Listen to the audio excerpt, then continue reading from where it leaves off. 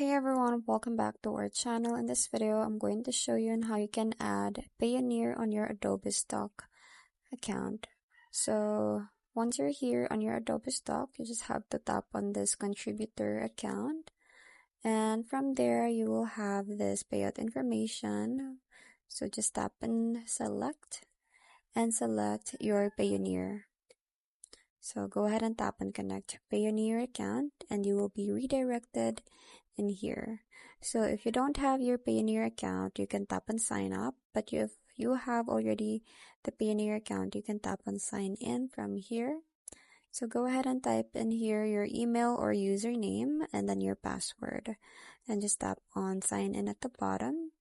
And you will have this two-step verification if you enabled your two-step authentication on your Payoneer. So go ahead and type in here the code and then tap on submit, and then your Payoneer and your Adobe Stock will be linked.